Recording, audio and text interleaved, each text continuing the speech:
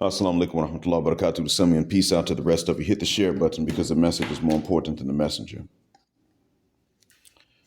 So, to make a long story short, this is part 2 of me revisiting, and I'm putting in a foul language alert. This is part 2 of me revisiting the foul fuckery of Daquan Wiltshire's debate with Morpheus, which turned out to be, for the parts I heard, him really debating everybody else. Daquan had an opportunity to learn something deeper than what he already knew and admitted, which is that these women are being unreasonable in many ways.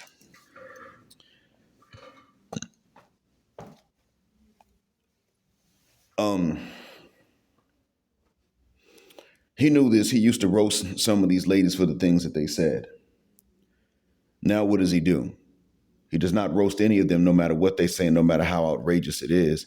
Instead, he turns around and he roasts the men who have stated that they have to deal with the unreasonability of these women's decisions and morals and wishes and preferences, and not even preferences, but demands.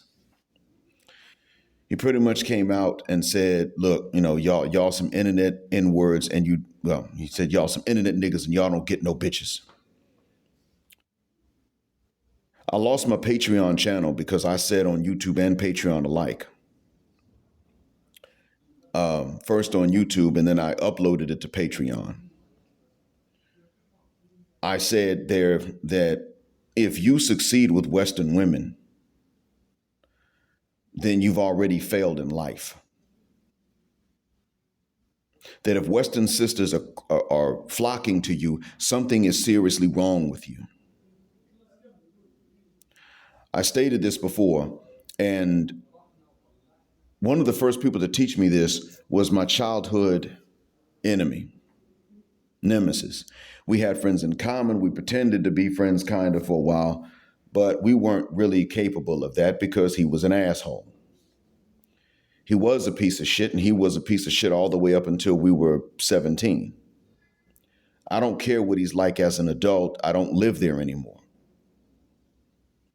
But the bigger enemy, the only ones that I wound up really having it in for more than him, were people who knew who this nigga was and still validated his ass. I hated the black community of my hometown because of that. I hated the black community of my city, even as an adult, because they validated this bitch nigga. I no longer hate him, and I don't love him either. We're not friends. We will not be. I don't want to talk to this nigga. I don't care if he grew up because it's too late now. The damage is done. But the black community of my hometown still validates this nigga.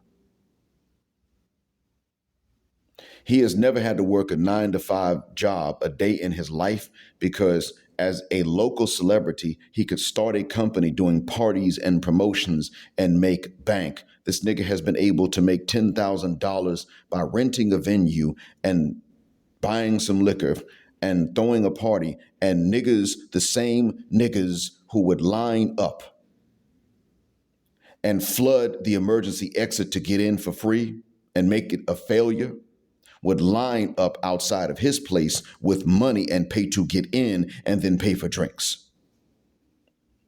And he would make 10 grand so he could throw 4 of them a year. And people would say, yeah, man, we got to go. Let's just call this nigga DJ.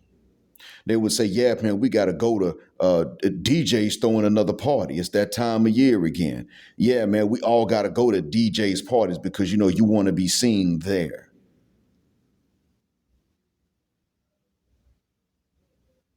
I'm not upset because he was the popular kid and I wasn't. I'm upset because this nigga was respected, but he was a coward piece of shit. And I know that because I and several other people confronted him, and he would just blatantly buck on some of us, a few of us, and back down to others within the same 5 minutes, within the same argument. This nigga would do that. You're smaller than him, he'd challenge you to a fight. When we were in 8th grade, this nigga ran after my brother who was in 3rd grade, ready to fight my brother who was in 3rd grade. We were 13 and 14, and he was ready to fight an 8-year-old. And my brother did not provoke the fight. And that's how he and I got into our first real knockdown, drag out fight. He won by a lick.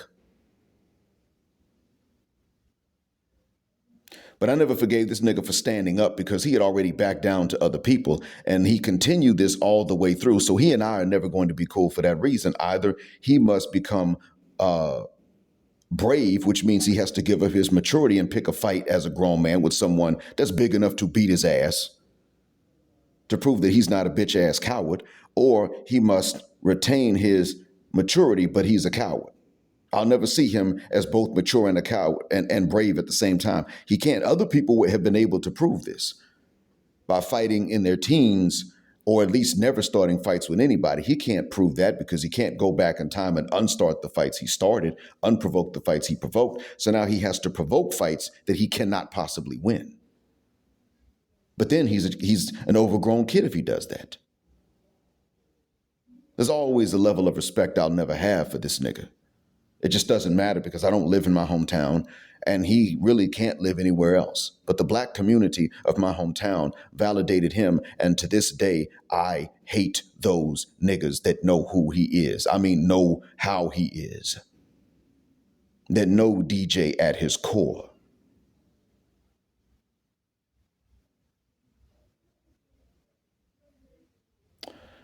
I don't care what the reasons are.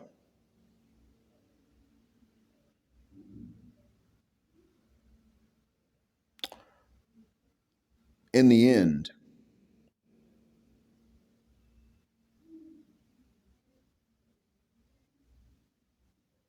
the thing that I understand is the black community makes the wrong people famous, validates the wrong people. And this is why really the black community does this. And this is part of the reason that the black manosphere is necessary. It is the black manosphere that does not turn around and validate the wrong, jigaboo ass, stereotypical ass, knuckle dragon ass, swaggerilla, niggerilla ass niggas. And I mean every word of what I said. This will probably only remain on Odyssey. I do not use any of these terms, Tarzan chaser, spear chucker, coconut cracker, jungle bunny, because I hate our people. I use these terms for those of our race who think that to be of our race means you must be one of those things, or all of them. They think this way, therefore they act that way. That's all that is. So when I refer to them as such, this is really how they labeled themselves. They just don't want somebody my complexion saying it.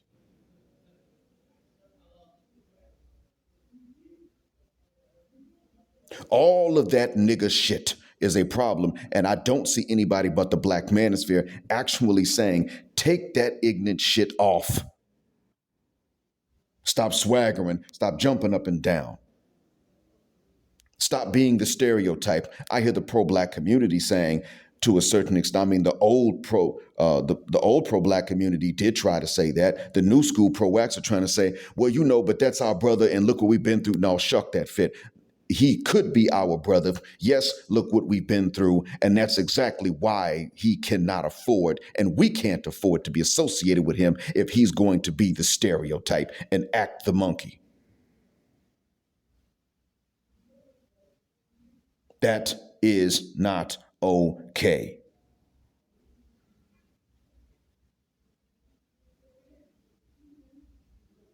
Daquan Wiltshire lowered himself to that level. When he would raise his voice, start growling, talking all fast, swearing, having these emotional bitch-ass outbursts. I don't hate Daquan per se, but what I understood was that Daquan saw, he was viewing himself and even judging himself through the lens of the hyenocracy, and that is not okay.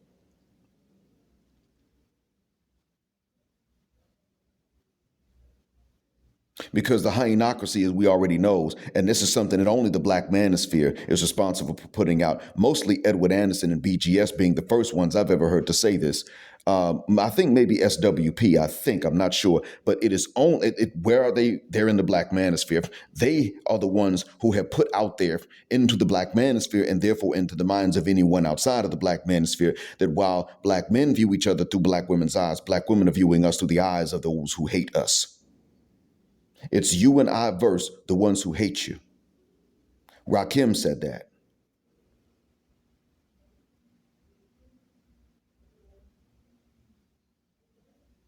It was Rakim who said, the end is near and it's you and I versus the ones who interfere with nature, label you limited and underrate you. The plans are overruled when they separate you, and it's you and I versus the ones who hate you. So we got to let them know that we're hip to the script, change the skit, because we're about to flip, because we want access to happiness, living a good life and much success.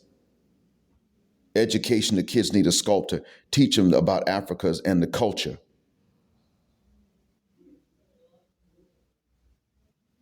Now, Rakim, hell of a lyricist that he was, said this. And while everybody talks about his lyrical skill today, the fact remains that when he put out that album, Don't Sweat the Technique, unfortunately, it was underrated. Popular, nobody would deny its skill, but it was underrated because we were too busy still bumping the Chronic.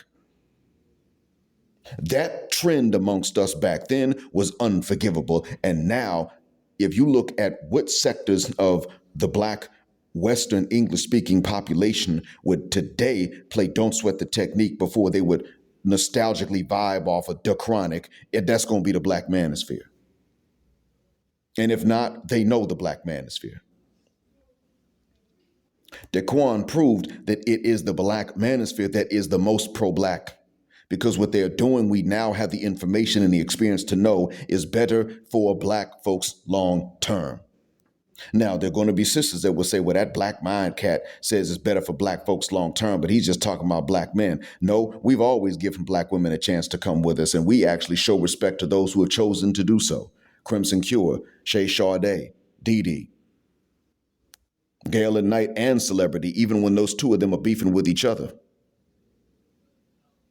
What I'm saying is that the black manosphere, regardless of where you stand in that particular beef between them, the black manosphere does not automatically start punching in the titties women who are talking just because they're holding other women accountable. We may say, okay, well, you're not going to be in this space or my channel like Accountability Commentary says.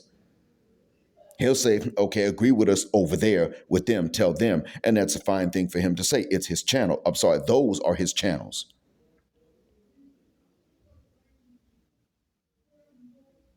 But the point is that he doesn't turn around and say to them, you're wrong, even if you agree with us. Okay, well, since you agree, let me change my platform. He's not doing that. I have witnessed American sisters doing that and not even realizing that they were doing that, changing their opinion or forming an opinion for the first time because a black man had an opinion. They didn't care at first. Didn't make a mother cuss word, bit of difference what that black man felt, what his opinion was. They didn't give a guck. They didn't have an opinion about something. The one I knew did not really have much of an opinion until I said something, or her boyfriend said something, or later her husband or my cousin Salt said something.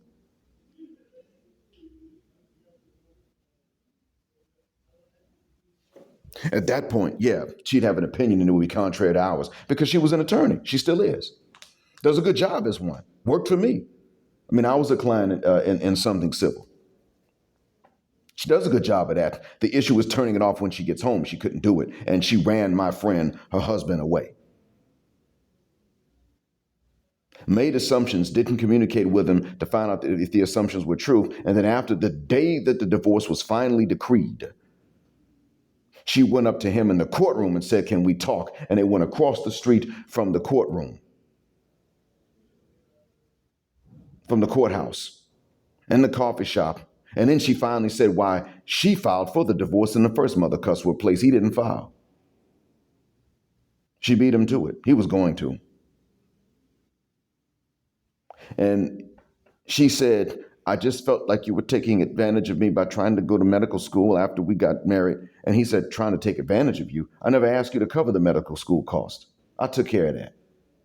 I was trying to go to medical school to become a doctor so that when I started earning as one, you could practice part-time, take a load off, and then eventually phase out and stay at home, trying to help you in your retirement. That was the goal. That was the plan. But you just messed that up. Yeah, good luck with that. That ain't gonna happen.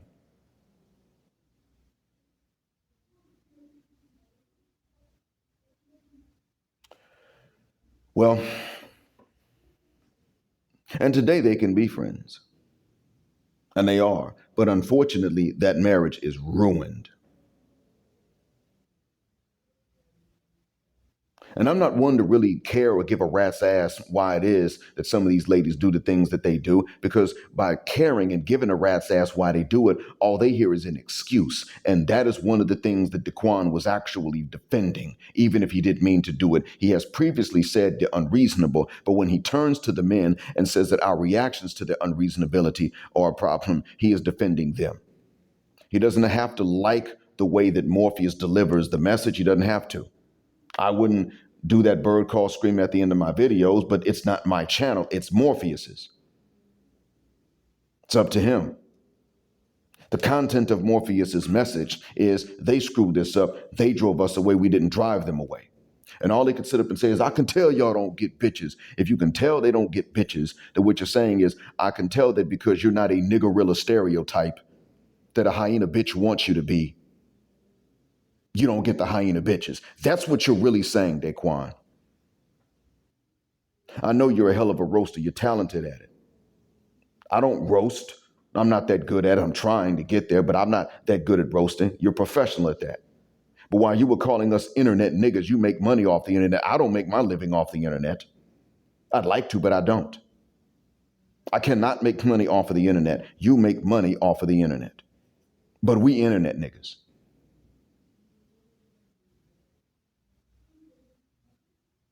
I can see your talent, Daquan. Why would you waste it roasting those who are not your enemies by default in the first place? And the truth be told, if you sat up and you said, well, the roasting is not actually serious, I don't actually hate the guy, I was roasting for comedic purposes. If you said that, many people would have said, okay, well, that's what it is. People in the conversation with you tried to tell you this. Are you roasting or are you serious? And you would say, okay, I ain't gonna hold you. I'm gonna be serious, but I won't be serious. Then you would go back to roasting. Ace was right to hate bitches that would fuck you before they would marry him and fuck him or listen to him or do what he said. He was absolutely right. Because what you showed was that if you say you're going to be serious, you would still go back into roasting. So Ace was correct.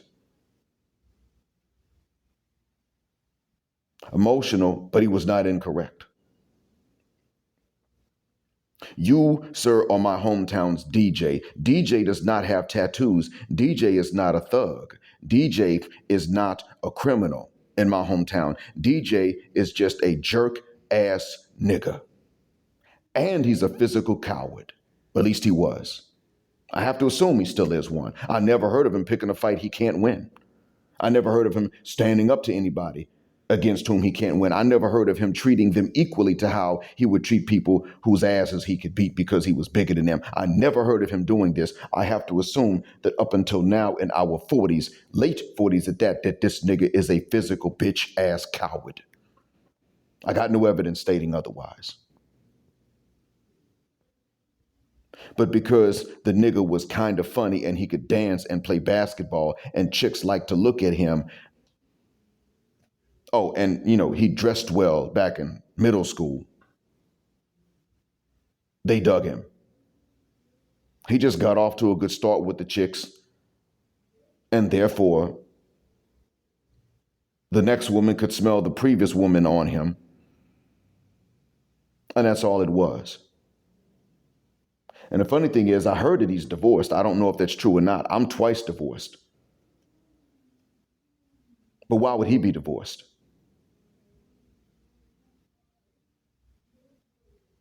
Why would he be divorced now if he's got all these things that the women want? Well, I'm going to tell you, at some point, a rumor started that he was 9AY, and the one that defended him from that was Black Mind.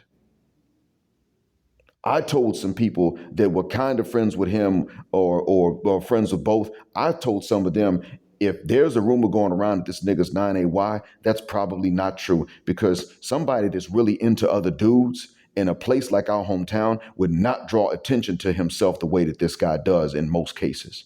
They'd rather not do that. They'd rather fly under the radar. He would not want that kind of publicity on him and to be in that kind of spotlight. Chances are, and I knew this dude. I never saw evidence of him liking another guy. It was never anything like that. Even when he would try to disrespect and humiliate someone, he never tried to sexually do it. He's not the type that would grab somebody's booty. He just liked beating up on dudes that were smaller than him. That was his thing.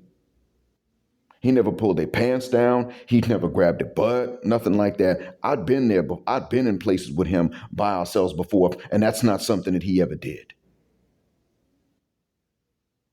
Never.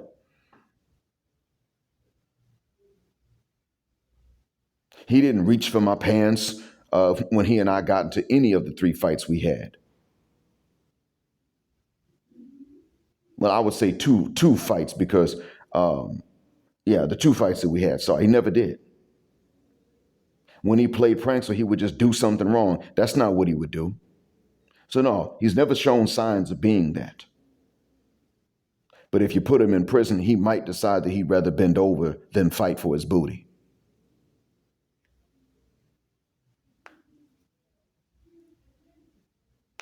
That probably is the case. And that's what I wanted to state to our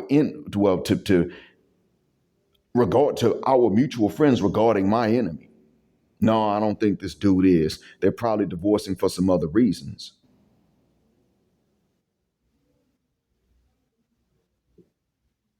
But I don't think that's one of them. It could very well be that she realized that he was never going to actually work a day in his life, and that he was going to have to, that if in fact his popularity dried up, that she'd have to pull the financial weight. Could have been that. I don't know. And Daquan Wiltshire, in a nutshell, are similar to my hometown's DJ. In all Black communities on a local level have someone like that. So you got off to a good start with some broads, so the next chick could smell the previous chicks on you, and that just made it easier each time after that. You also overlook some things. I'm not going to say the height is that big a deal, because what they're saying they want in real life is like 6'2" and all that, but 6 feet is not 6 feet, 5'11", without shoes on is not necessarily going to really disqualify you. But then there is the fact that you are you are social media famous. Some chicks are going to bang you off the strength of that. But the more you lay with, the more women on you, other women smell. And then they subconsciously are going to decide to lay with you. They're not even going to fully understand why. But they get into their late 20s. By that point, they are definitely aware that you get bitches, so to speak. So they're going to be the next bitch on the notch. Because a woman does not want to be the only, she does not want to be one out of only some small number, or let alone be the only one that a dude got with. They don't want to be that. That's the hyena. That's the Westernisha. And we know this. And we're looking and saying, so in a nutshell, what she's telling men is, don't discriminate. Don't even have standards. Because if you have standards, you're going off of what other guys like Kevin Samuel will say. If you don't like them old and fat and single moms, and it's because you listen to Kevin Samuel. So you're letting some other man determine for you what you like. But if I look at you, and I look at you through the lens of the Black women that I know, the friends I have, and even enemies against whom I'm competing, if I look at you and judge you through their eyes, that's okay, because I'm a woman. That's and you're sitting up and co-signing the same thing. They get to judge us by how other women judge us, but we're to judge them just by ourselves without even getting advice from good friends that could tell us the things that we might need to know. That's what I hear, sir.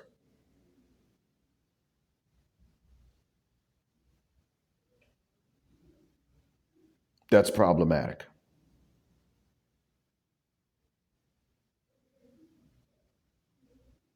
You were busy roasting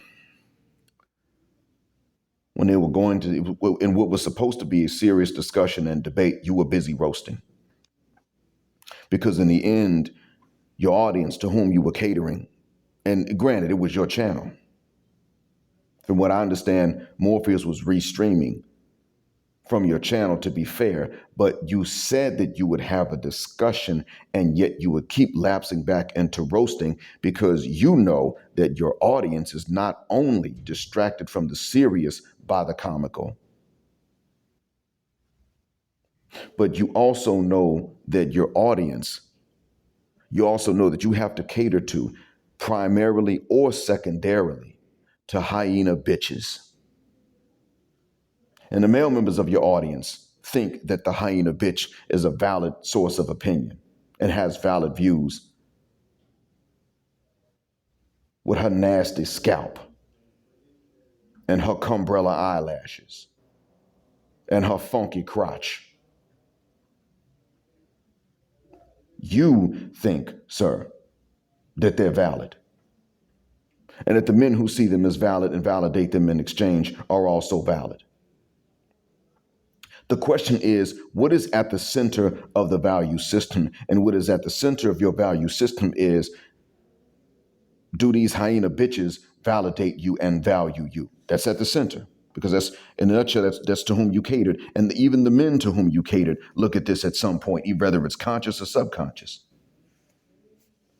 And that is because you're not ready to admit that the Western black woman is our damn enemy. And that's why she has that lost value system. That's why there's a limit to how responsible a man can be, and she will actually respect him. That's why it is that the guy that's studying STEM when he's in college is the one for whom she would never compete, but the one that hadn't even declared a major and is getting into trouble on the weekends and about to flunk out in his freshman year. In the meantime, is going to get he's going to get all the bitches.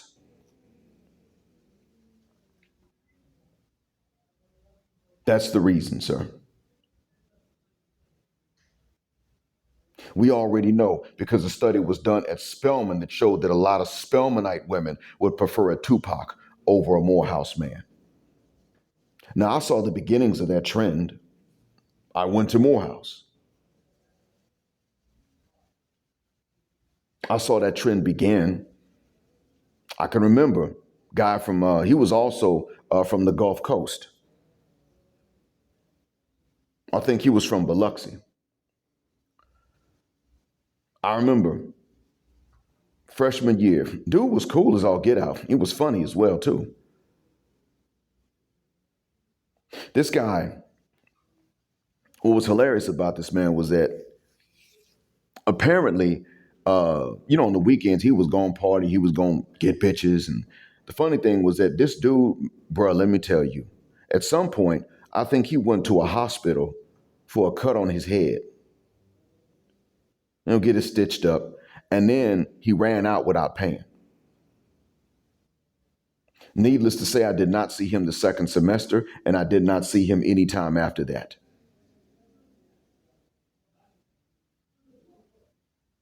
My roommate was actually from my first roommate was from my hometown. He didn't fail out, but he damn near did. But you know what? It's funny because his uncle was working at Morehouse, and his uncle said, he's so lethargic. And I didn't know what to tell him because he stayed up late at night and he gambled and he shot dice. And he was never a bad guy. He was a good kid. I mean, a good person to people. But he stayed up late at night and he gambled and he shot dice and he came in late and he would say, bro, you wake me up tomorrow, man. Wake me up. He'd wake me up in the middle of the night to say, wake me up tomorrow, after he kept the whole floor awake with the loud talking while they was shooting dice on the hallway. Now, he'd win money, but the point is, the next day, I'd be like, say, bro, All right, I'm up, man. Turn around, roll over again. I'm like, bro, you gonna miss that class? Thinking he just gonna be a nigga all his way to graduating with a double major in chemistry. No, the hell you ain't, bro. Not at all. None of that was waiting on you, bro. It doesn't wait on you. It gets up and it runs away from you. You missed the class again and again and again because you couldn't tell your boys, bro, F this mess. There's a certain type of person around whom he did not want to hang when we got there because they were the ones with whom he did not want to hang back in our hometown. He was not a mean person, but he still looked for validation from niggars.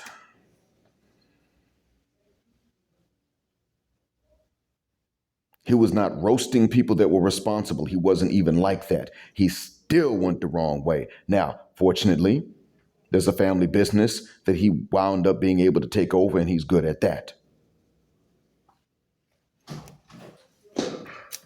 Assalamu alaikum, sir. And so, in other words, Daquan, this guy was actually in many ways further ahead than you are. And he did not fare very well without the aid of the family business. And he was pretty much only able to really take that over because he lost his dad. But he fell behind. He got lucky. Daquan, what I'm looking at, sir, is what is actually going to be best for the collective of our people. What is best for the culture over the long haul. Now, someone like Morpheus is not holding us back. His style is his own, but he is not holding us back. He's not distracting us from the serious with the comical. You, Daquan, are very happy to distract us from the serious with the comical. And it doesn't help. You're fine doing it. You're comfortable doing it. And even if you got upset with me, took me as an enemy and roasted the hell out of me, it would not change this. This is not a fact out of which you can roast yourself. In the end, it comes down to, simply put, he's not the enemy. He's not holding us back. Now, your roasting does have an entertainment value. But when you distract from the serious, at that point, you then hold us back.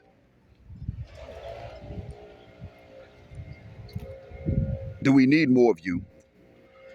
Or do we need more of the analysis of those like Morpheus and even others in the black manosphere?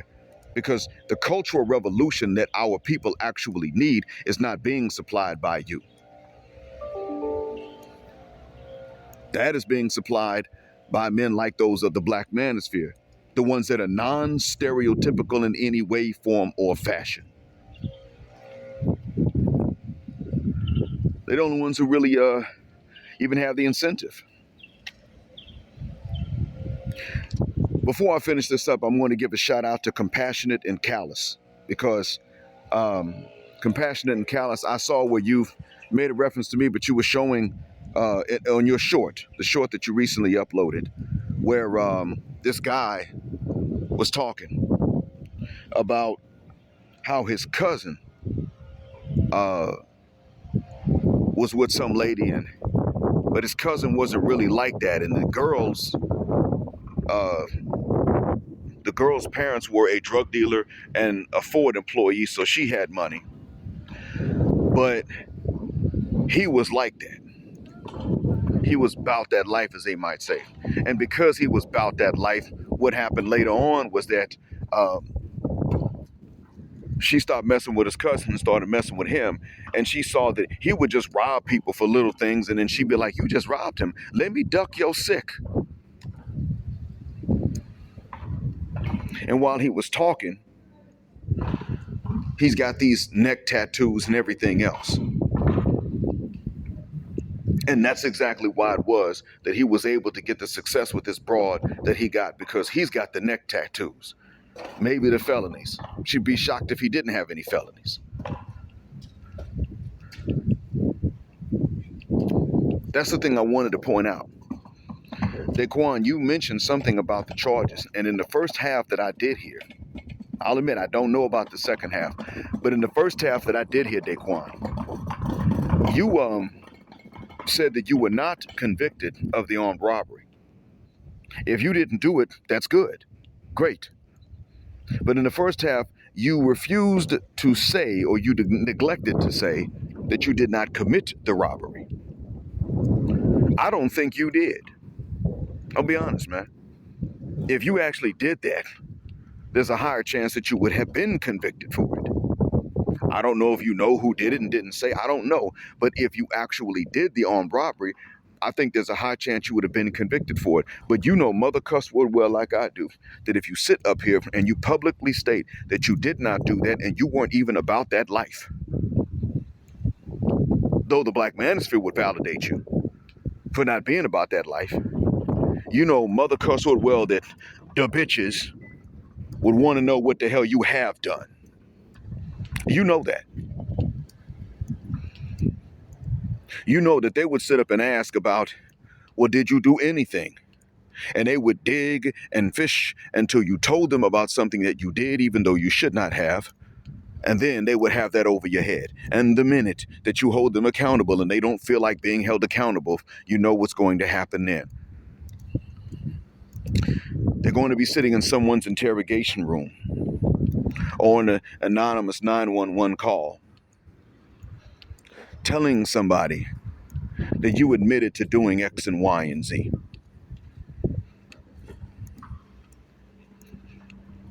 Ask how I know.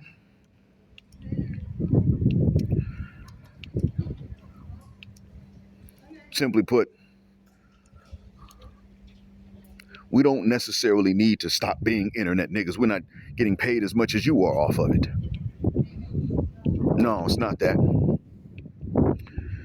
Because you don't really mean that we need to stop being internet niggas. What you really mean is that what you're really talking about is what we need to stop saying on the internet. And what I'm telling you is that that is exactly what we need to say on the internet, because it's true. And you have said it before yourself. Not only is she unreasonable, but she'll never change. Collectively, I mean. She'll never change. If she will, she'll wait until it's too late, which many of them have done. And we can't do anything with them, so never mind. We will move on, we will replace them, and we're going to encourage other men to do the same thing.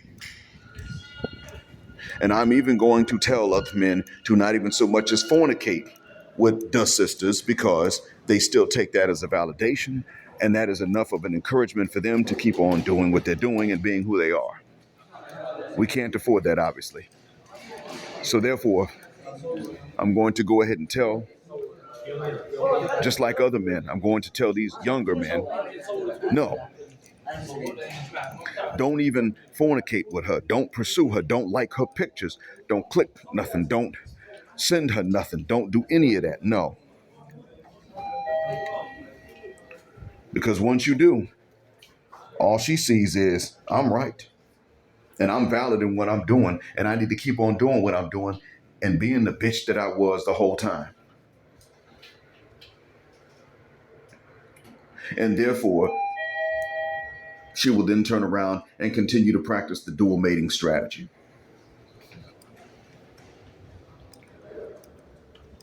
She's not only going to try to bring your kids to us and our doorsteps to raise her, but she's already planning on doing that. And in the end, it comes down to the fact that you might understand this. And maybe that's why you wanted to say that we just mad because we don't get no bitches. And no, we do. It's just that they come to us with kids of men like yours. And even if you don't have, well, you do have, you said you had kids. But the point is that even if it's not your kids they will bring to us, yours individually they will bring to us, they see you as the kind of man whose kids they can bring to us to raise. And they're upset that we're sitting up and saying, no, we're not doing it. And I think you're aware of that. To the rest of you, thank you all for listening. And as always, I appreciate your help. And I appreciate those of you that have come through before. Blackheart, Black mind, black out, assalamu alaikum in black. Heterosexual, non-select male power because they don't like it in black. Patriarchy until extinction or judgment day. On your way out of the jet black aircraft as we dock at the gate, please punch that link to the merchandise and pick up something. If you have anything left, only then will I ask you to punch the Cash App button and punch in numbers that are easy for you and are not going to fill you up with regret later on. Thank you for flying with us here at Jet Black Airways, where jet black is also a verb. Keep jetting black with us until the wings and the wheels fall off. Gender, justice, forever.